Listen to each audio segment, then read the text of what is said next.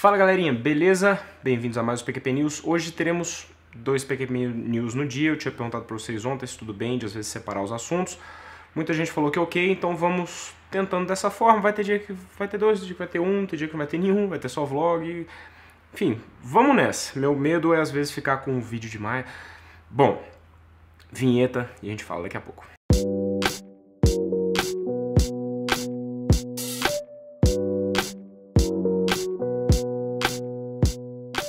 Bom, então vamos falar do Tour da Suíça. Tivemos a terceira etapa ontem, 182 km com 5 subidas de categoria 3. Subidas de categoria 3 não são tão duras assim. A grande questão é que essa etapa tinha uma dessas subidas de categoria 3, era faltando 3 km para chegada. Ela terminava faltando 3 km para chegada. Depois você tinha um decidão, um planinho e a chegada lá nos 182 km.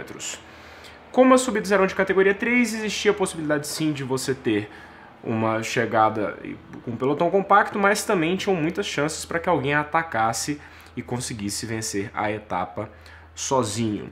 Eu tava até vendo que tiveram alguns comportamentos meio estranhos nessa prova, assim, tipo, a galera atacando muito de longe, Peter Sagan fazendo força na subida final de uma forma meio estranha e tal, mas eu tava vendo uma análise de um canal aqui, que é o Flowbikes, que eles estavam falando, um canal americano aqui, que eles estavam falando sobre isso, que como esta prova ela é muito próxima do Tour de France e é uma das provas teste que alguns ciclistas usam para o Tour de France, então eles estão se testando muito. Não é uma prova que tem tanta importância assim, digamos assim, para esses ciclistas que estão focados no Tour de France, então é uma prova que eles podem se testar um pouco. Então isso está acontecendo. A fuga do dia saiu com 5 km de prova. Eles conseguiram manter uma vantagem de mais ou menos 2 minutos para o pelotão. O pelotão sempre manteve eles ali em xeque e a fuga foi eliminada mesmo, faltando 9 km para o final.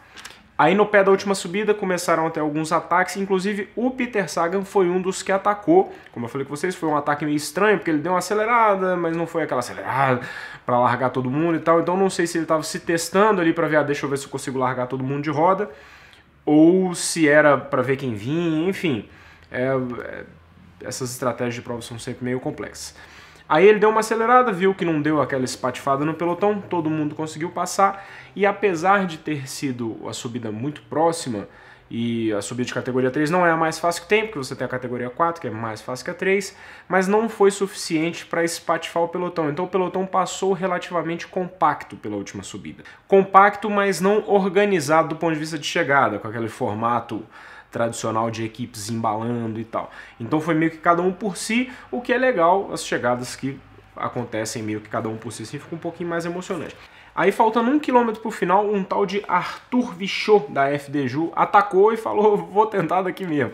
Mais um daqueles testes que os caras estão fazendo. Ele abriu o pelotão, como não estava com as equipes organizadas para buscar. Tinha um cara da Bora, que é a equipe do Sagan, que ele acabou puxando bastante, mas isso acabou fazendo com que o sprint acontecesse de uma forma antecipada. O sprint não aconteceu ali faltando 200, 180 metros, como geralmente ele acontece. O ciclista Sonny Colbrelli arrancou faltando 300 metros, assim que passou a plaquinha do 300 metros, ele pum, atacou e conseguiu arrancar bem. O Sagan foi para a linha que ele estava, um ciclista atrás dele ali, e o Fernando Gaviria atacou pela direita. Na hora que o Fernando Gaviria atacou pela direita, o Sagan viu que ele estava ganhando o terreno, o Sagan pulou para a roda dele e o Colbrelli continuou na linha que ele estava. Acabou que os três se embolaram na linha de chegada. Se o Sagan estava tentando passar pelo meio, o Colbrelli deu uma fechadinha de porta ali para ele e o Gaviria seguiu na linha dele e os três cruzaram a linha de chegada meio que batendo no ombro ali. O Sagan andou meio com a cabeçada no Colbrelli, mas a vitória ficou com o Colbrelli, o que é bem impressionante, por conta da distância que ele arrancou. O cara manter um sprint de 300 metros, ainda mais da forma como foi esse, quando o cara ataca e abre muita vantagem, é uma coisa. Mas ele atacou, os caras foram na roda dele e mesmo assim ele conseguiu manter a pressão para vencer o sprint. É lógico, como tinha uma subida muito perto da linha de chegada, a subida dá uma machucada nas pernas de todo mundo e nem todo mundo consegue manter aquela pressão na hora do sprint. Mas ele também estava na subida, então ele estava no jogo. Mas bem legal o final, foi bem emocionante aí. Falando sobre o Tour de France que a gente está falando bastante agora, temos a possibilidade, além do recorde do Chris Froome, aí recorde não, mas se igualar aos caras que venceram 5 vezes o Tour de France, se a questão do salbutamol se resolver e tal. Também temos um outro recorde, cara, eu tô com roupa de bike até agora, né? Ah, é a Madonna aqui, ó, que tem tempo que vocês perguntam dela, tá aqui.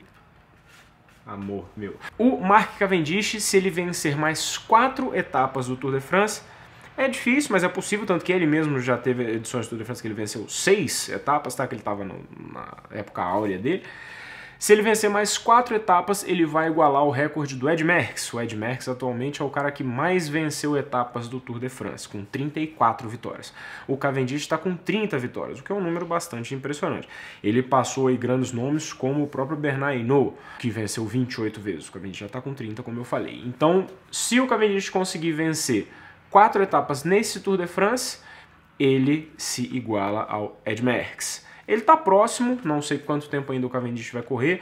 Quanto mais os anos passam, ainda mais para sprinter, vai ficando mais difícil, porque vai aparecendo mais gente nova, com mais novo, com mais potência, enfim, vai dificultando. Já está difícil pela qualidade dos sprinters que você tem no pelotão aí, mas ainda é possível. Quem sabe se ele ganhar 2 esse ano, 2 ano que vem. Tem que ver se ele melhora a sorte dele. Ele tem caído muito nas últimas provas. Na Milan-San Remo ele tomou esse tabaco, saiu capotando lá. E ano passado, na 4ª etapa, foi a etapa que ele teve aquela queda lá com o Peter Sagan, que ficou aquela confusão lá, que desclassificaram o Peter Sagan e depois pediram desculpa pro Peter Sagan porque não deviam ter desclassificado, porque o Cavendish tentou passar por onde não dava, aí o Sagan acabou assustando, esticando o braço assim, caiu, enfim, e aí o Cavendish abandonou nessa 4ª etapa do ano passado. Então, ficou aí neste limbo. Vamos ver se esse ano ele consegue melhorar e quem sabe é sempre legal quando você vê as coisas se renovando, né? Um novo recorde, uma nova coisa acontecendo para dar uma movimentada aí no ciclismo. Beleza? Bom, então é isso. Encerrando este PQP News aqui. Passadinha no Patreon para apoiar nosso trabalho, se você acha que vale a pena. Like no vídeo, inscreve no canal. Dá para apoiar por aqui também pelo próprio YouTube. E é isso. Falou, galera. Abraço pra vocês. Tchau.